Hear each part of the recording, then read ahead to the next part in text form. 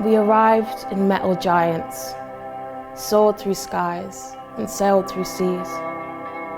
Came in strides from far and wide, Asia to the West Indies. From a league of many nations, a new legacy was born.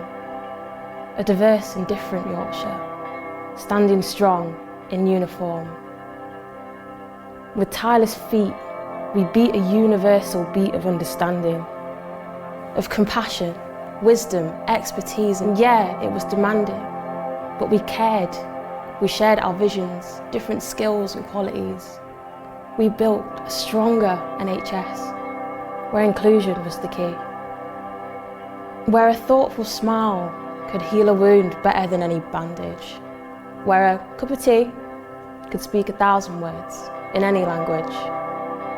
Where our differences united under one singular mission, that we care for one another, no matter race, case or religion. So 70 years on, we honour those that came before us. 70 years of dedication, tenacious feet beating in chorus. 70 years, or how it's flown, or how we've grown since our ships came swimming.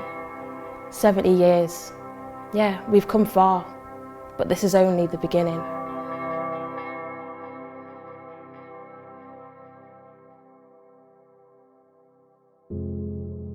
My family came from Jamaica. I came to this country to train as a nurse because this was the best training venue as far as nursing was concerned. I just applied to hospitals.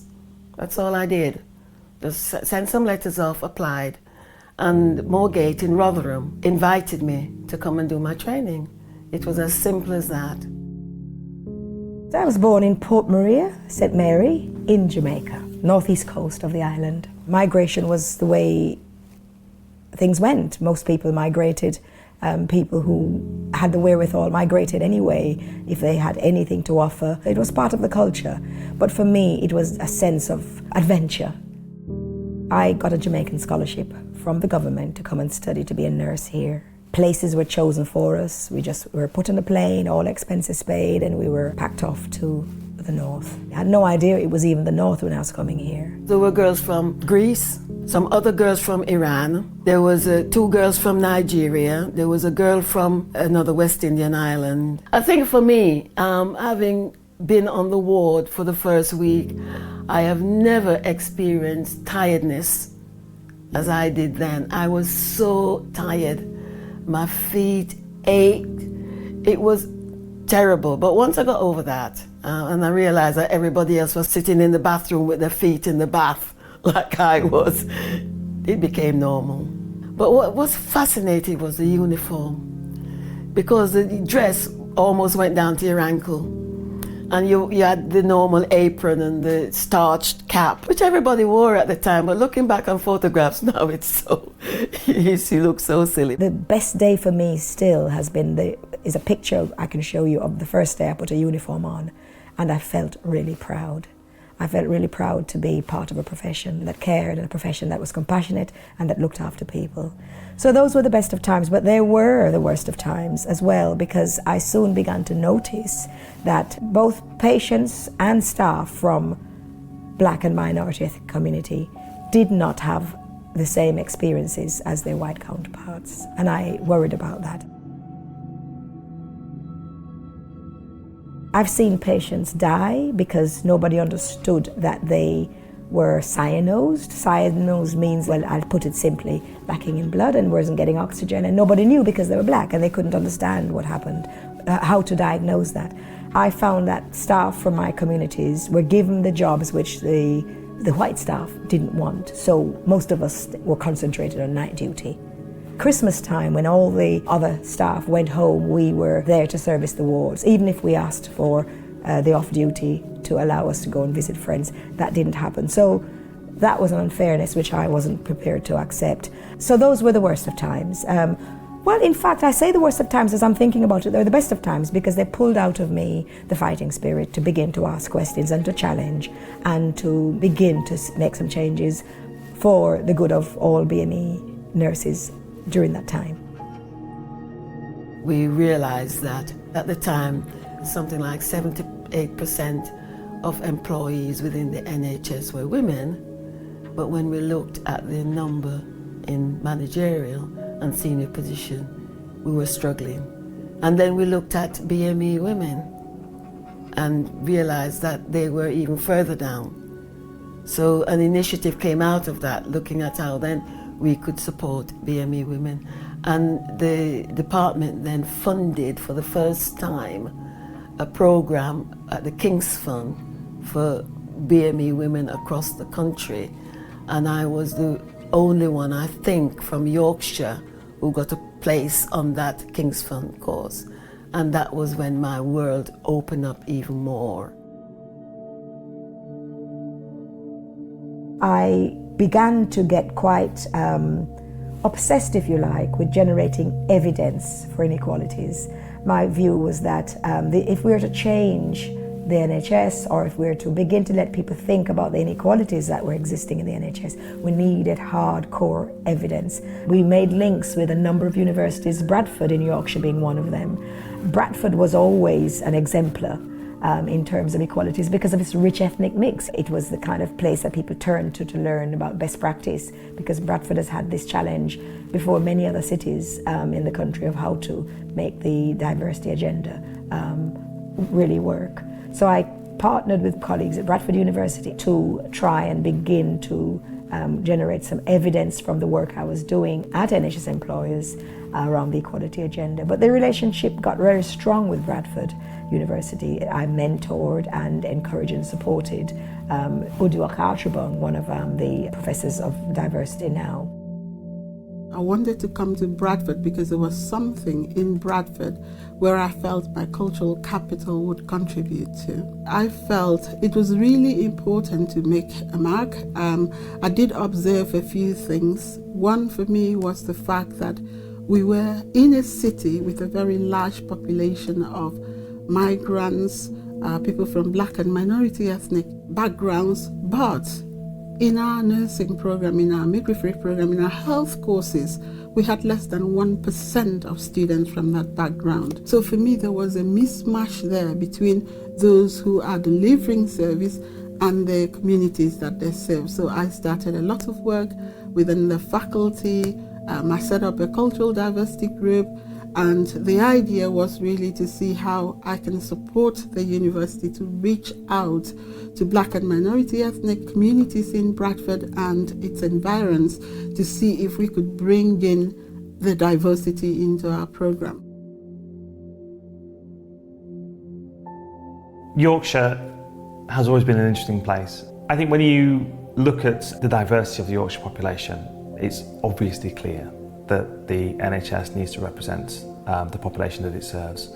We as a county that's bigger than Belgium, it's got more people in it than Scotland, it's got twice the economic output of Wales. It's a very serious geography, and I think we need to take our stewardship of the health and social care system within it incredibly seriously. Yorkshire culture and my culture, it's very similar, very family orientated. I think Yorkshire people have that ability to have one step beyond to making sure others are okay. Do you want a cuppa? That is a Yorkshire thing. That's the kind of thinking is making others feel happy and valued. There's so many different cultures that have come into Yorkshire, and from that then you get the diversity of music, the diversity of food. It's so rich in the quality of culture.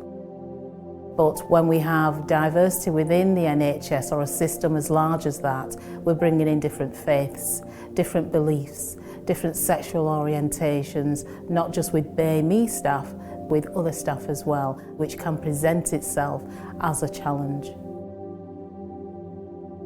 Certain issues I have to face, maybe mostly from patients. They don't understand why an Indian nurse looking after me. I have had experience of that, but again, how do you take it on board and then move forward? Don't put yourself down. It has nothing to do with you as a person. In the past few months, I was in a room with, I'd say 80 individuals. I was the only BME there.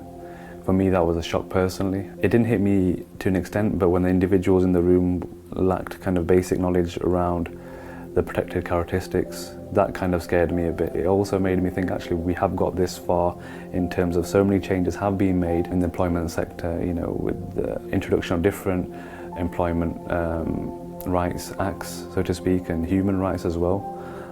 But some people still, you know, will question, you know, are you Sikh or are you a Hindu?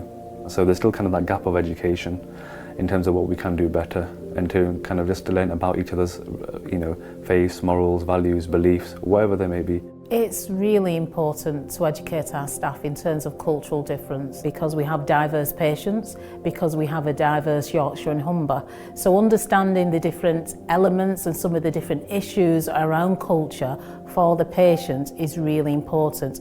Trying to look at things from a different lens is really important. So having those courageous conversations with staff, having those informal conversations with our colleagues can widen up the understanding, breaking down any barriers.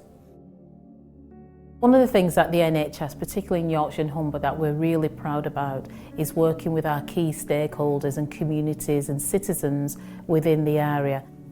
The Black Health Initiative, BHI, based in Leeds, they helped us to break down cultural barriers which could be real or perceived. My name's Heather Nelson. I'm the Chief Executive Officer of BHI, and we are a community engagement organisation and work closely with the NHS as partners and commissioned body. I think the positives of having partnerships between the NHS and organisations like BHI is that we can be the link between the diverse communities and the actual service of NHS. For instance, we could reach black men that NHS was struggling to reach. So, you know, there's 1 in 4 black men present with prostate cancer, 1 in 8 for the white Indigenous population. We held an event where there was 70 black men there, and I think it was 20 of them who actually had prostate cancer. But they were all friends, they'd all come from the Caribbean, they were all playing dominoes, and none of them knew that each other had prostate cancer. And it took one man to just say about he was going for an appointment, and the others, you know, in their strong Caribbean accents were saying, "But what's wrong with you?" And they were like, "Well, boy, we got prostate cancer, you know." And they were like, "Well, so have I, but I have this medication." And they said, "No, well, I have this." And before you know it, those 20 men were talking to each other, comparing their experiences, their medication, and actually being a peer support to the other 50 men that were there, talking about, you know, their experience. That is phenomenal. You can't pay for that. But you do need a third sector organisation like BHI who can reach those people so that we can have influence sooner rather than later, so that prognosis is better. You know, the whole having that event and seeing the magnitude of having the black men together talking, what then happened was we had, it was the Sky Ride, and we had 30 black men riding nationally on their bikes, which again, people said, oh, we didn't know black men ride bikes, but hey, that's another issue. And they were just advertising the whole fact on their T-shirts, 1 in 4 black men, and it became a national campaign. And Prostate Cancer UK picked up on that and started to do a roadshow around the different major cities. So again, you know, it was a win-win for the community and win for NHS, because you had men then presenting earlier wanting to be tested. It's really important to disrupt the current culture that we have, which is snowy white peaks. If we have diversity right at the top throughout all the layers, then we can ensure that culture is defined throughout all the layers. There's an understanding of staff engagement, there's an understanding of community engagement, there's an understanding of how we deliver an effective patient care. So culture and disrupting the current status quo is very important, which again at the outcome can allow black staff to move up through the ranks. The NHS has to look very genuinely at its diversity, not just at the junior levels. We also need to look at how diversity permeates all the levels to the top leadership. And we also need to stop every time to ask ourselves the question, what interventions have we got in place to disrupt this inequality. This is time for us to be disrupting inequality. And that's the only way we will get to the top. There's something around addressing specific issues and giving BAME staff or other minority groups their own space. And we do this through the National Leadership Academy with programmes such as Ready Now and Stepping Up. I'm a big fan of staff networks because it enables people to work peer-to-peer in their own space and also have allies as well. One of the key things that weren't common 10 years ago were all the staff networks that you have currently. For example, you might have a human rights network or equalities network, or the lesbian gay network as well. It's important to highlight these support functions are in place and a kind of a go-to place for all individuals. We've got a program called Radar, and we've got Innovate. And Innovate was developed some years ago when we were sat in a cafe in Sheffield, and we got booted out because we weren't drinking enough coffee. But have we come a long way? And it's been a difficult journey because quite a lot of it is around BME staff and the lack of opportunities for promotion and for development for BME staff. So I very clearly remember going to a Radar event. I remember walking away from that event, listening to some of the speakers that were there with so much lived experience, working in the NHS, and now they were in these, roles, fairly senior roles with lots of responsibility. And they shared their journeys that day. And for me, that was so powerful. And I remember this really, really clearly, walking out thinking, do you know what? I want to be a future leader within the NHS. On a very personal point of view, I absolutely know that I wouldn't be sitting here as a chief executive after joining the NHS 16 years ago if it wasn't for particularly the Breaking Through programme that I was really fortunate to be a part of in 2008, 2009. And again, it wasn't about what that programme taught you in terms of being a manager, it was about the opportunities it afforded you. I'd hate to think about the kind of role that I'd be doing if I hadn't have had the experience of that programme, but I know I'd be frustrated. I know I'd be sat in a job somewhere in Yorkshire probably if I hadn't left the NHS, being incredibly frustrated that I wasn't able to show my true potential.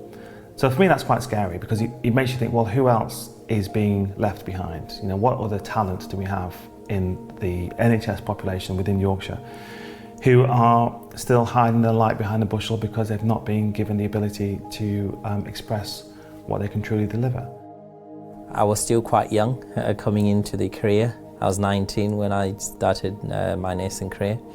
I think I needed a lot of motivation and support, which I got, and that really helped me as well in supporting other people that came after me, motivating them about the future and the career ahead, really, of just seeing the career beyond being a student. Wherever I've been, I've always had a mentor, and that mentor is there for me where I can go and bounce ideas, I can go and share how I'm feeling, I can go and get some support from that individual, maybe to get their perspective, and never underestimate that.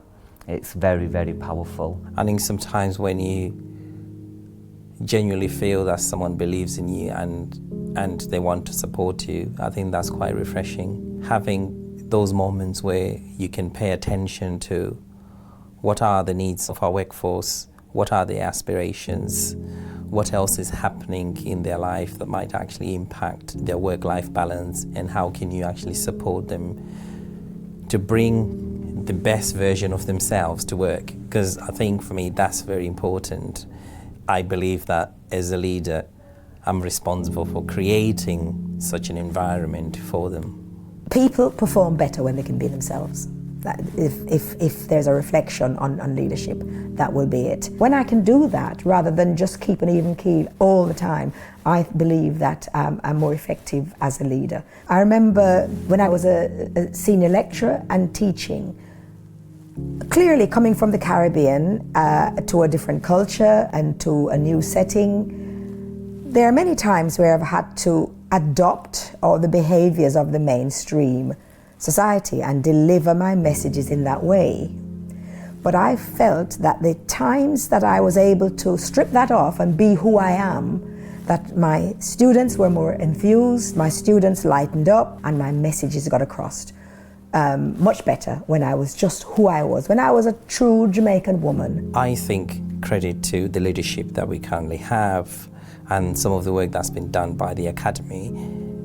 It's encouraged people to be quite open. People can talk about some of the frustrations and some of the challenges that they've had. And also, leaders have been willing to listen. And I don't recall that in my early days in the career. We are on that trajectory and it doesn't feel strange. You know, the diversity that we've got now does not feel strange. Because I remember one of my Asian colleagues was saying that if she went for an interview, she wouldn't wear a sari because she might not get the job. Now, if somebody walks in a sari now, nobody looks twice at that person. So things are changing and things are being normalized.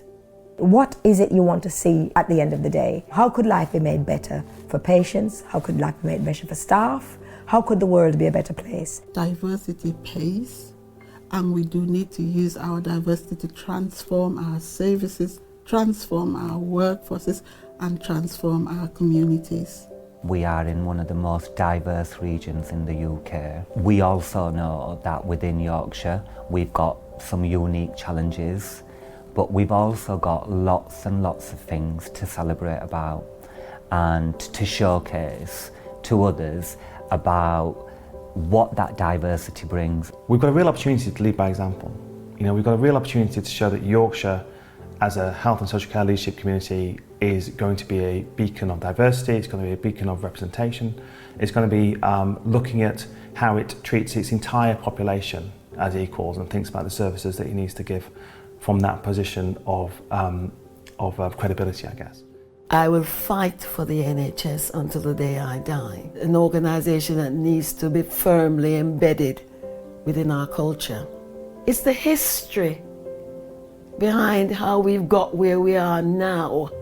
When you think how school nursing came into be established, how health visiting came into be established, and look where we are now. And I think it's an institution that we should never, ever, ever get rid of. Never, ever get rid of.